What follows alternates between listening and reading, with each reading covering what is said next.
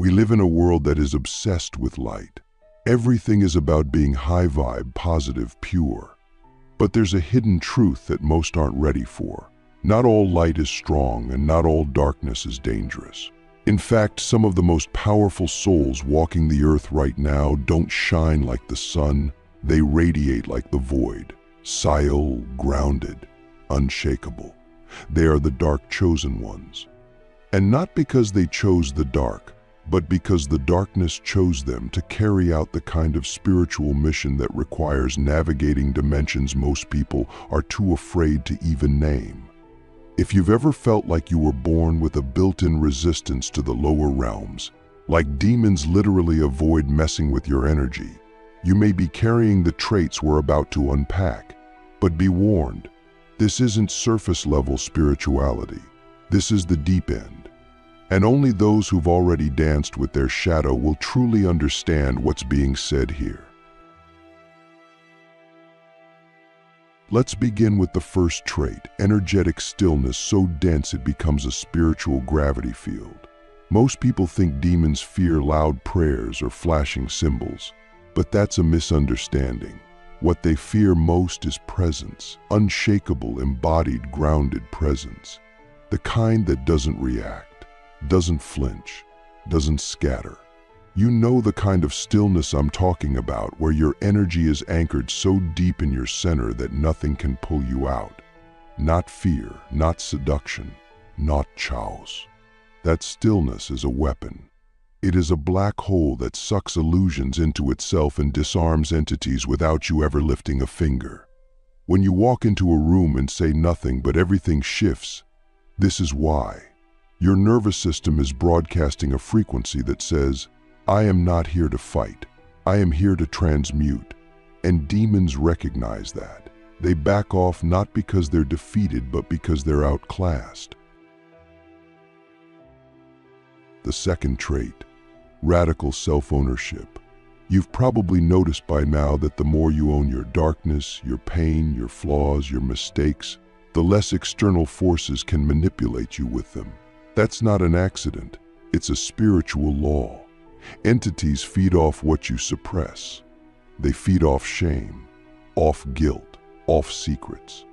But when you've walked through your own inner hell and made peace with what you found there, you become unhackable. You stop being a puppet. You stop being bait. You stop being available for any frequency that needs you to doubt yourself in order to attach. Because you've already faced the worst in yourself and survived. You've already looked in the mirror and said, yes, this is me, and I'm still sacred. That kind of self-ownership becomes an armor no demon can pierce. Now pause for a second and ask yourself something. What part of me have I not fully owned yet? What emotion, memory, or belief still makes me flinch when it surfaces? That's where the hook is. That's the opening. And if you can go there, not just to fix it, but to integrate it, you'll find that the very thing that made you vulnerable becomes the thing that makes you invincible. The third trait is a big one. You remember who you were before the world taught you to forget. This is deep soul memory, ancestral memory, cosmic memory. You don't just believe in spiritual warfare, you remember it. You felt echoes of past lifetimes where you were hunted, silenced, exiled, or burned for carrying codes the world wasn't ready for.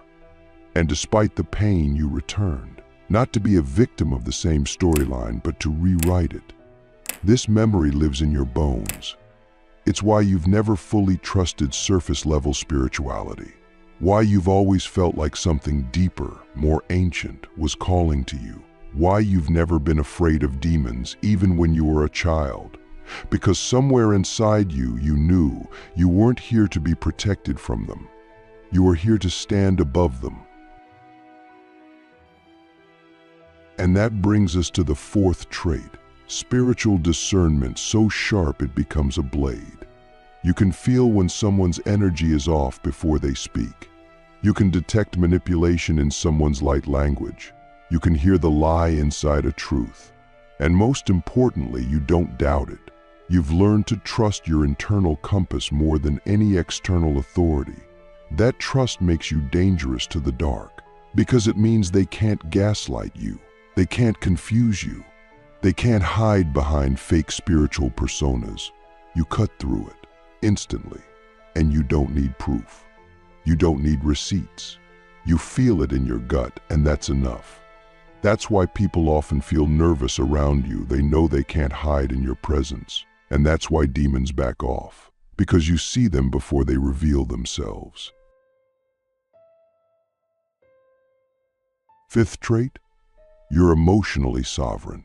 This one is massive.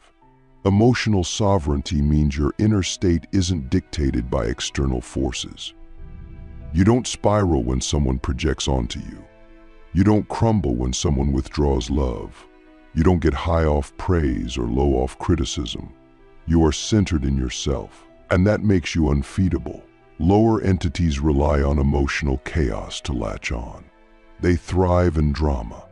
They need you to be reactive.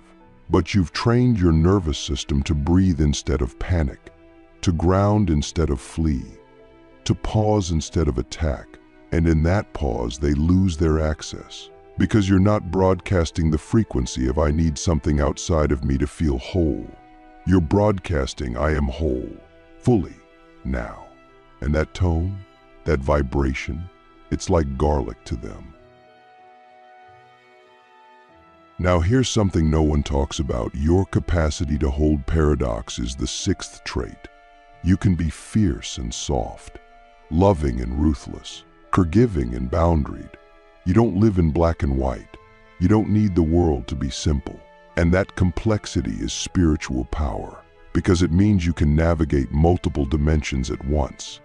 You can walk with the light without rejecting the dark. You can speak to angels and still understand demons.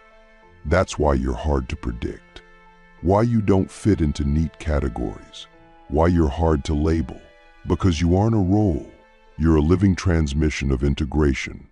And in a world addicted to extremes, that integration is a threat to systems, to illusions, to entities, because it reveals that power doesn't come from polarity, it comes from wholeness. So now I ask you, what would it look like to stop hiding your paradoxes? To stop trying to be one thing or the other and allow yourself to be all of it in harmony. What demons feed on is fragmentation, but what makes them flee is unity. When your inner world is not at war with itself, you become a fortress. Not because you wall yourself off, but because you've unified your field. And a unified field is the most dangerous thing in the spiritual realm. The inner earthquake, how stillness becomes a weapon against the shadows. There's a kind of stillness that isn't quiet at all, it's seismic. It's the kind of stillness that unsettles entities, disturbs illusions, and shakes the foundations of falsehood. This is the seventh and final trait of the dark chosen one that we must explore, the inner earthquake. You might not realize it, but every time you choose presence over panic, neutrality over noise, and awareness over reaction, you become a frequency disruptor. Not just on this physical plane, but in the energetic grid that surrounds and influences it. You stop being reactive and you start becoming magnetic. And in that magnetic stillness, demons can't operate. They rely on motion, on chaos, on confusion, on emotional turbulence. When they encounter a being who is still, but not passive, calm, but not checked out, silent, but deeply aware, they lose their grip. They cannot find a foothold, because what you've created is a field of non-resonance. They can't stick where there's no sound to echo their chaos. Have you ever noticed that when you're deeply grounded, people around you either open up in profound ways or they get uncomfortable and pull away? That's not random. That's your field doing what it does. It's reading vibrations. It's mirroring truth. It's revealing unsaid things. This is what it means to become the mirror of stillness. You're not attacking anyone. You're simply being. But your beingness is so refined, so coherent, so unavailable for distortion that anything out of alignment begins to shake in your presence. And this is why demons back off, not because you're loud, but because you're precise. Let me say that again, precision is power. It is not the force of your energy that repels darkness, it's the coherence of it. The more aligned you are with your essence, the fewer entry points exist for lower forces to manipulate. Now let's go deeper. This kind of spiritual stillness is not natural, it's trained. It's earned through fire, through collapse, through countless initiations where you chose not to run when everything inside you screamed to escape. You learned to sit in pain, to breathe through fear, to feel without needing to fix. You mastered your body first, your breath, your posture, your reactions. Then your mind, your thoughts, your narratives, your projections. And then your soul, your purpose, your knowing, your remembrance. That's how you built the stillness, layer by layer, until there was no more static, until the signal of your soul became so clear it vibrated through dimensions. That's what demons feel, that vibration, that signal. And because it carries no lies, no hooks, no fear, it becomes invisible to them. It's not that you're protected by something external. It's that you've become undetectable to what feeds on distortion. And that's what people don't understand about spiritual warfare. It's not always about casting out or shielding in dramatic ways.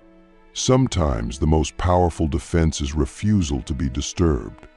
When you reach a point where nothing outside of you can pull you out of alignment, when your frequency remains the same regardless of who enters the room, that's when you've transcended the battlefield. You're not in the war anymore. You're above it. And from that place, you don't fight demons. You disorient them because they expect resistance. They expect reaction. But when they meet stillness, they get confused. They can't find the script. They can't find the pattern. They scatter. Let me ask you something deep. When was the last time you truly sat with your own energy, without distraction, without a goal, without trying to fix anything? Because most people confuse activity with healing, but real transformation happens in the void, in the space between breaths, in the silence between thoughts. That's when your soul begins to speak. And when your soul speaks, everything false begins to fall away. You don't need to chase demons out. You just need to stand so fully in your own soul's frequency that they can't survive in your field. It's like oxygen to them, it burns, because their power only thrives in your forgetting. And stillness is the state where forgetting ends. Now I want you to start seeing stillness as a weapon. Not a passive one, a strategic one. Use it when someone tries to provoke you. Use it when you're being energetically attacked. Use it when the world is screaming for your attention and your panic. Just pause. Just breathe. Just become immovable. Your stillness is not weakness. It's the sign that your aura is rooted in something deeper than reaction. That you've become a guardian of your own frequency. That you've remembered you are not here to be tossed around by emotions, projections, or entities. You are here to anchor a different reality.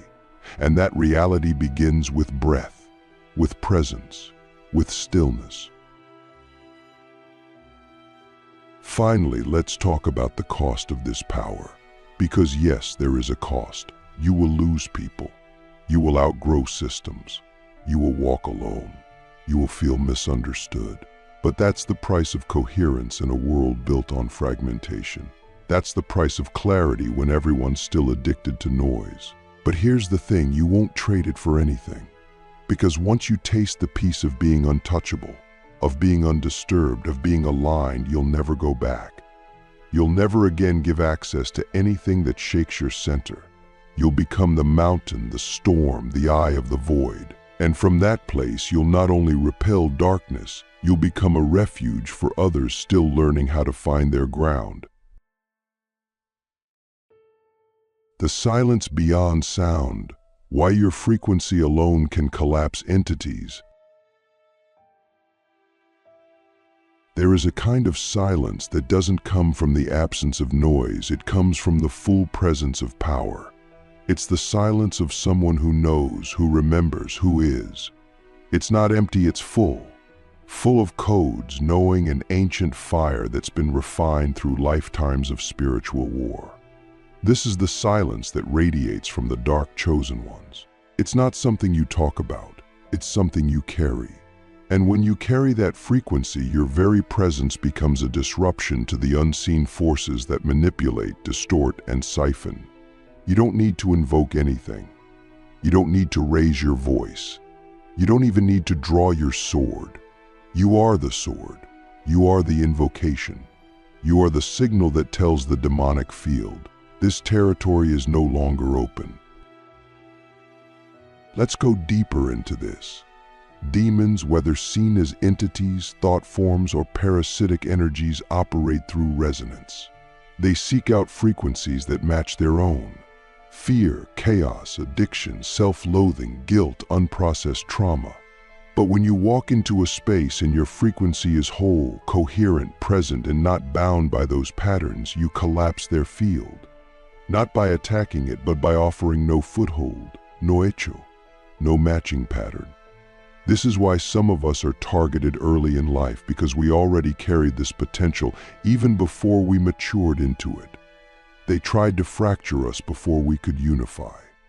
But when you survive that, when you integrate those wounds instead of being consumed by them, your frequency becomes anti-parasitic. Just your presence, your breath, your gaze, your posture becomes a spiritual firewall. Have you ever walked into a room and noticed people suddenly get defensive or anxious or overly performative? That's not because you're doing anything wrong. That's because your field is revealing things they're trying to hide, even from themselves. And that's exactly how it works with entities. What makes them back off isn't your fire, it's your clarity. Your refusal to perform. Your refusal to pretend. Your refusal to participate in illusions. And that refusal becomes a kind of light, not the blinding white light that tries to overpower darkness, but the deep black flame that absorbs distortion and transmutes it into truth. That's what demons fear, not your rituals, not your words, but the fact that you've become unavailable to their manipulation because you've cleaned your system from the inside out. This is why one of the most advanced spiritual practices isn't external, it's internal hygiene. It's maintaining the integrity of your thoughts, the sobriety of your emotional field, the intentionality of your actions, the coherence of your boundaries. When you walk in spiritual integrity, you become like a clean instrument. You don't have to try to be powerful. You simply are. You don't have to perform healing. You embody it. And every room you enter becomes a tuning fork. You don't even need to confront the energy. The energy either rises to meet you or it leaves. That's the power of frequency. That's why demons back off. They don't want to be seen. And your presence is a mirror that cannot be avoided.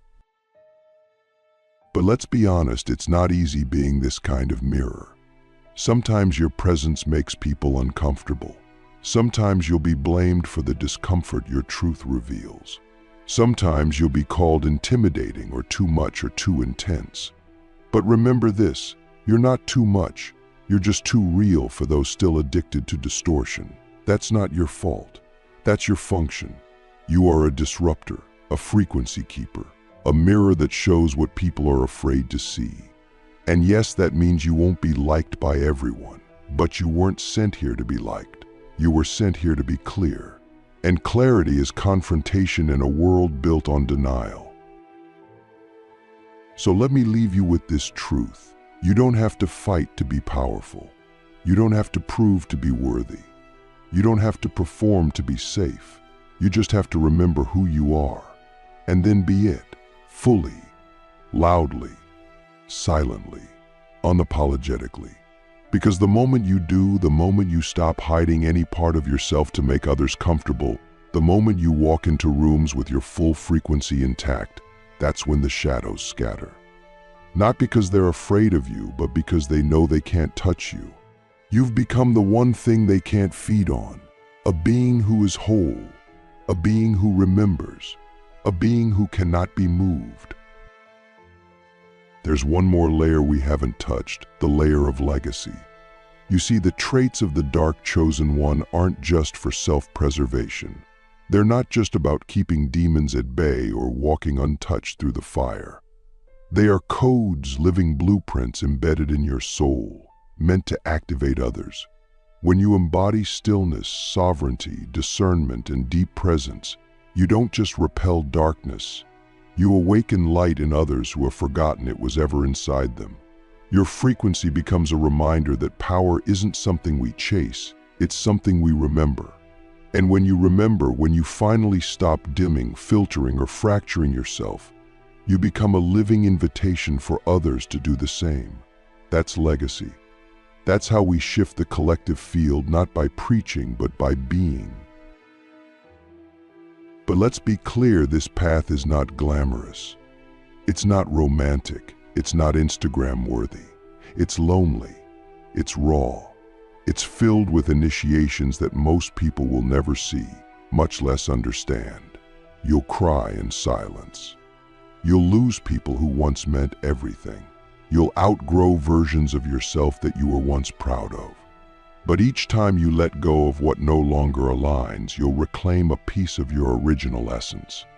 And that's the sacred paradox. Every loss on this path is actually a return. You're not becoming someone new. You're excavating who you were before the world told you to be small. That's the real work. That's why the demons back off.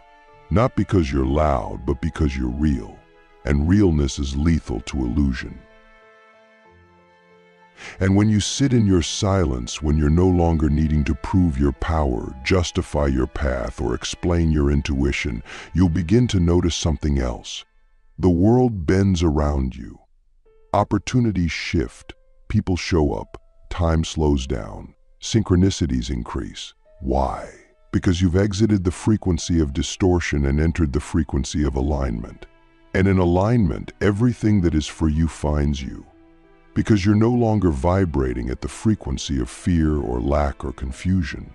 You've become a clear channel, and clear channels don't chase, they attract. Not through force, but through truth. Truth is magnetic, truth is disruptive, truth is the weapon and the medicine. And those who carry it are always protected not by shields, but by resonance. Still, there's a responsibility that comes with this clarity. You don't get to misuse your energy. You don't get to manipulate others. You don't get to use your discernment to shame or your presence to dominate. Because the moment you do, you fracture your field. And when you fracture your field, you become susceptible again. Not to punishment, but to misalignment. And misalignment is invitation. So the path of the dark chosen one is not just about power, it's about humility. It's about remembering that your power is borrowed. That your gifts are not for ego, they are for service. Not service in the traditional sense, but service to truth, service to alignment, service to the grid that holds this reality together. And this is why demons flee from you. Not because you're holy, not because you're perfect, but because you're anchored in truth. And truth is the one thing they cannot manipulate. It's the one thing that burns them on contact. You've become a living embodiment of that truth. That's your armor. That's your sword. That's your shield. And it doesn't need to be loud. It doesn't need to be seen. It just needs to be held. Held in your breath. Held in your actions. Held in your posture. Held in your stillness. Held in your quiet refusal to abandon yourself, even when the world demands it. So let me ask you something, maybe the most important question of all. What would your life look like if you never abandoned your truth again? What would shift if you stopped editing your light to make others feel comfortable in their shadows? What would rise if you stopped apologizing for the power you carry? Because the moment you do, the moment you stand in the full, unfiltered frequency of your being, everything that is false will fall away. And everything that is meant will rise to meet you. That's the law. That's the code. That's the path. You are not here to fight shadows. You are here to become such a clear frequency that shadows cannot enter your field. You are not here to prove your power. You are here to embody it. You are not here to seek safety. You are the safety. You are the guardian, the disruptor, the unshakable, the mirror, the sword, the sanctuary, the silence. You are the one they warned about, and you are the one the darkness cannot touch. There's something you carry that can't be taught, can't be bought, and definitely can't be faked. It's not charm. It's not charisma. It's an ancient frequency, etched into your bones, encoded in your bloodline, activated by pain. It's the energy of the dark chosen one. And when you walk into a room, even if you say nothing, even if you smile politely, demons feel it. They back off, not because you're loud, but because you're clear. Not because you fight, but because your presence makes lies collapse. In this video, I'm not just going to give you knowledge, I'm going to hand you the mirror. And if you see yourself in these 7 traits, you'd better listen closely, because you're not just different, you're dangerous to the illusion. Let me take you somewhere most people won't go. Call it the edge of the veil. Call it the threshold where light and shadow blur. That's where the dark chosen ones live. Not in the temple, but in the trenches. We weren't sent here to be saved. We were sent here to remind darkness who it's dealing with. And make no mistake, demons don't fear love and light. They fear truth, raw, unfiltered, integrated. Let's talk about the traits that make them leave before they ever get close. The first trait is energetic immunity. You've been through things that should have broken your spirit, but they didn't. You've danced with despair, walked through emotional hell, stared into the void, and came back with your soul intact. That's the kind of resilience no entity can manipulate.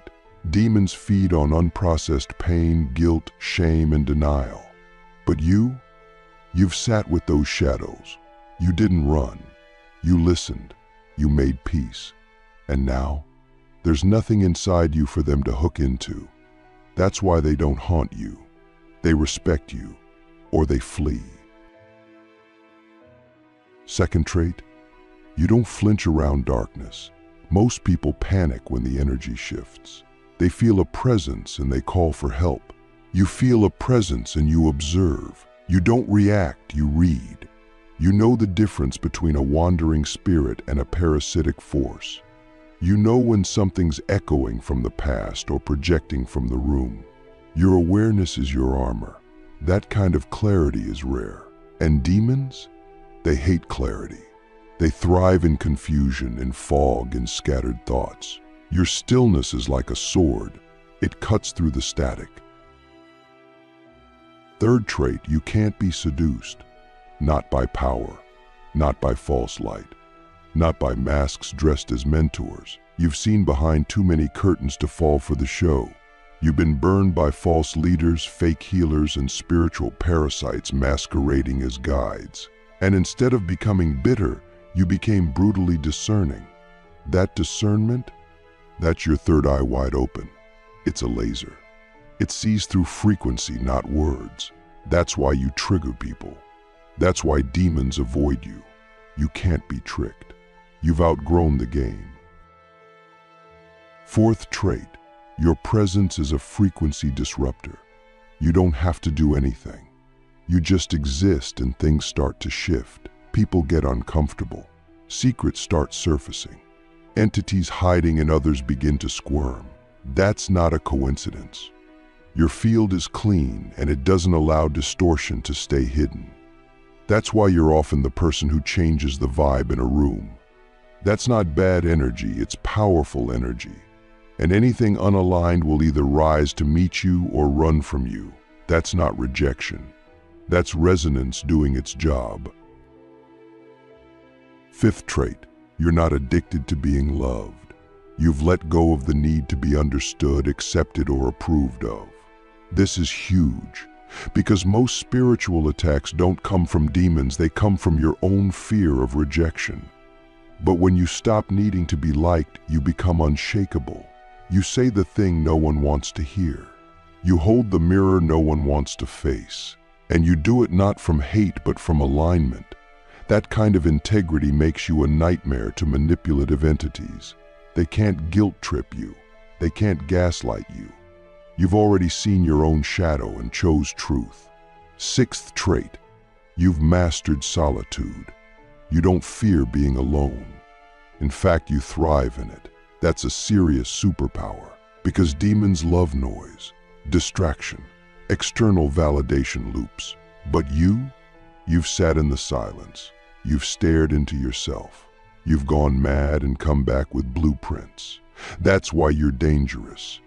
You don't need the crowd. You don't need the ritual. You don't even need the words. You are the ritual. You are the spell. You are the frequency that purifies the space just by being. Seventh trait, and this is the one that seals it all, radical self-responsibility. You don't blame. You don't project. You own it. All of it. Your thoughts, your triggers, your power, your wounds. That level of ownership is rare. Most people look for someone to save them. You looked in the mirror and became your own savior. That's what makes you a dark chosen one.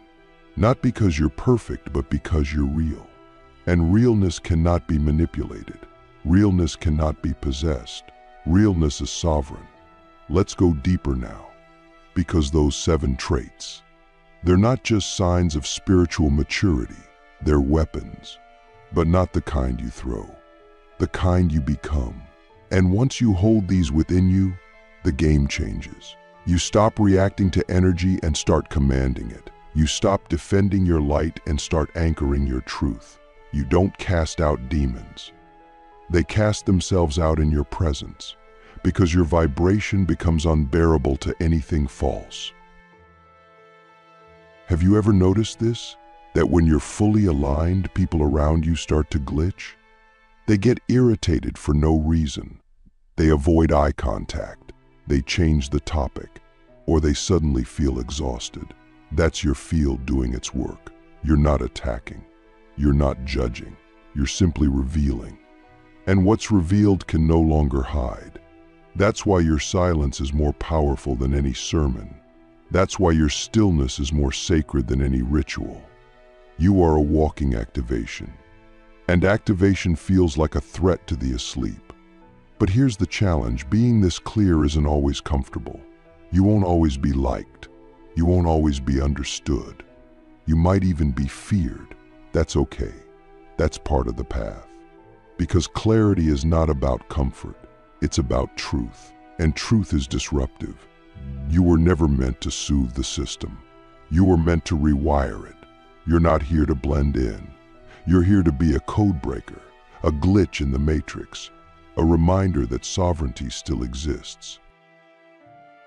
So I ask you this, and answer with your soul, not your mind. What would your life look like if you fully owned this power? If you stopped softening your truth to make others comfortable? If you stopped apologizing for your clarity, your depth, your fire? What would happen if you treated your presence as sacred technology instead of a burden? Because the moment you do, the entire field around you shifts. You'll start to feel it in the way people respond to you. Not their words, their frequency. Some will lean in, others will run. That's not your job to manage. Your job is to stay aligned. That's it. Stay clear. Stay integrated. Stay rooted in what you've earned. Because let's be honest, this level of clarity wasn't given to you.